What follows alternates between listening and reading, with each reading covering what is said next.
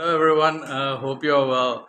Excellent win for India today. It was inevitable that India were going to have a big win after yesterday's close, massive target for Australia, and they were really struggling yesterday. And India winning by 295 runs. I first thought it was India's biggest win away from home, and one of my friends said that the win against West Indies, I think it was 319 or 18 runs, was the biggest. And I read that Sri Lanka also India beat 300 plus, and so this is the third highest test win for India away from home, and that is a massive achievement.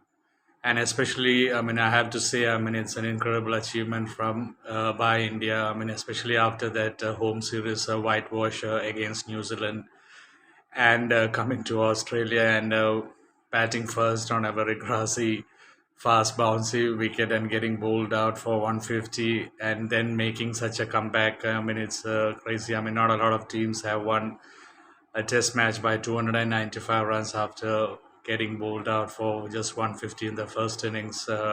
Jaiswal getting 161, Kohli getting 100, but obviously Bumrah, he's also the man of the match with 8 wickets.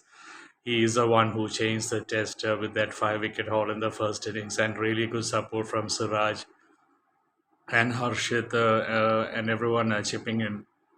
And Australia have a lot of questions to answer, and the media will be all over Australia.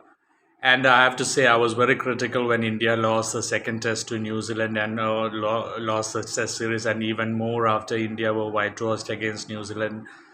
And the main reason is because India prepares rank turners, and it's something that even if India win 1,000 test matches at home, preparing rank turners, I don't think anyone outside India are going to really accept India's victories, except in the sense that consider India a full team. I always thought that if India had prepared seamer-friendly wickets against New Zealand with a bowler like Bumrah in India probably would have definitely won that test series, but India played it wrong.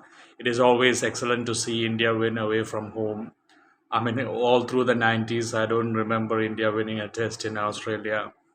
So it's an amazing achievement, and obviously India won 2 test series in Australia now in a row, and 4 series against Australia, home and away, and another win in Australia. So India have made a habit of winning in Australia, which is good to see. And Indians should get it out of their mind that they can only win test matches at home by preparing rank turners, turning spinning wickets. India can win with fast bowlers as well, and that is something that I want Indian Cricket Board or whatever to understand and stop that habit of preparing spin wickets at home. And there's also another reason, because compared to the old batsmen, obviously Gavaskar, all the 80s, 70s batsmen, even the 90s, Tendulkar, Dravid, Lakshman, compared to them, the current Indian team, the way they play against spin, you can't compare it to the past teams. The past teams were way better handling spin than the present team. Plus, India have Bumrah, obviously the main weapon and fast bowler. So there are two reasons why India should stop preparing spin wickets. And I have to say something. It's not something that I've only known now, but even before. Jasprit Bumrah, it has to be said, he has got an amazing, lovely attitude for a fast bowler. Obviously, he's a very fast, bowls vicious balls, has got pace, bounce, everything. But he is unlike a lot of fast bowlers. He's very quiet. He never chirps at the batsman, and he's always got a smiling face. It almost looks like a little kid is bowling, but a little kid who bowls 140, 150 Ks and with a lot of bounce pace. And he's definitely going to go down as one of the greatest fast bowlers. When he started playing cricket, obviously he was famous for his Yorkers. He's someone who definitely the most consistent bowler who can bowl Yorkers at will in today's cricket. Wasim Akram is the first that comes to mind, or Waka Yunus in the old times, or Joel Garner before. And when Bumrah started, it was always a curious thing to know how he would bowl in test matches, because he bowled basically the Yorkers. He was more like a limited overs bowler with his length, the Yorkers. Obviously, you are not going to bowl Yorkers all the time in Test cricket and take wickets, but he has adjusted his length in the last few years, and he really bowls a heavy ball. And obviously, what makes Bumrah very unplayable is his action. I mean, he's got a very, very weird, unique action, and it is always difficult as a batsman to bat against bowlers who have funny actions. Funny, I'm saying not in a bad way, but a very unique, weird actions.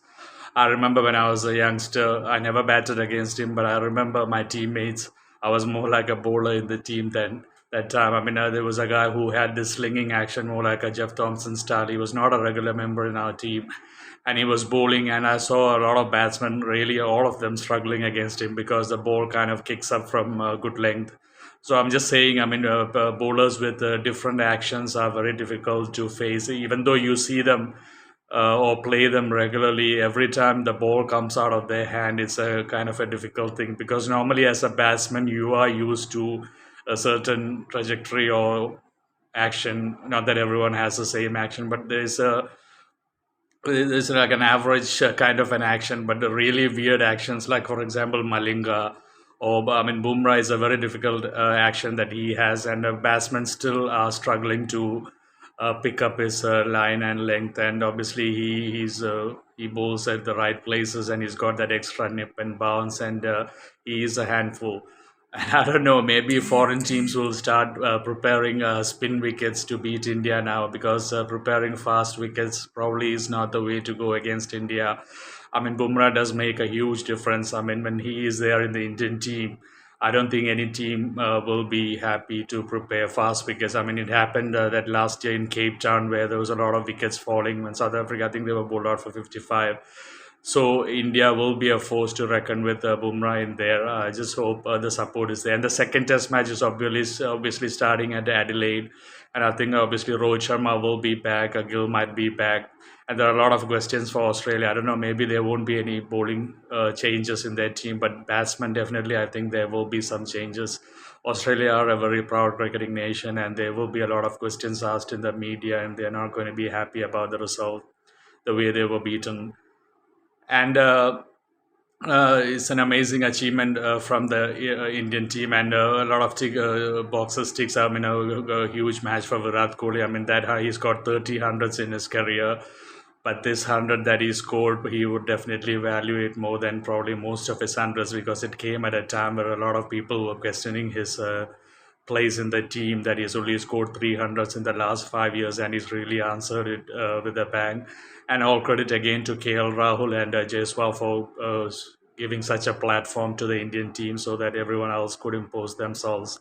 So anyway, that is my post-match analysis about this test. I really enjoyed bringing forward this test. It was a very unique test match. I mean, 150 all out India, then Australia 104 all out, then India getting, I don't know, 458 or something.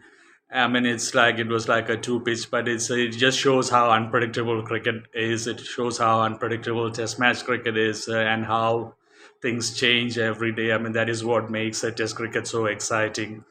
I mean, for personally, I am a huge Test lover. I mean, I would rather watch 5-10 hours of an excellent session, hard fought session, than 100 overs of even one day match. And obviously, I've mentioned many times that I don't really watch T20 cricket. I mean, Test cricket is so exciting, and I hope this match brings a lot more Test fans into watching cricket. I mean, youngsters, I hope they watch Test cricket more. And I'm not saying they shouldn't watch T20 cricket, but I hope they are drawn into Test matches. I mean, Test matches, it's like a chess match. It's an intelligence game. A lot of small battles within battles, and a lot of things at stake when you bat, when you bowl. I mean, in one day cricket, T20 cricket, you only have to bat for 20 or 50 overs. I mean, once Hans Kronia was saying, when they were like unofficially the best one day team in the world, he was saying, I mean, they want to be the best in Test cricket, because in one day cricket, you only have to bat for 50 overs, but in Test cricket, you have to bat longer.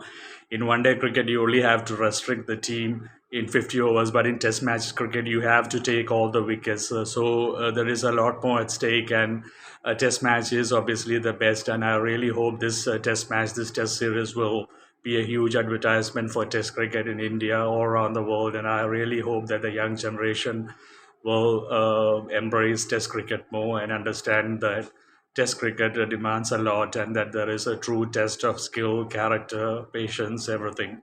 Thank you, everyone. I hope you have all enjoyed this test match, and see you for the Adelaide test match. Probably I'll be giving a legend before that, but anyway, enjoy. Take care. God bless you.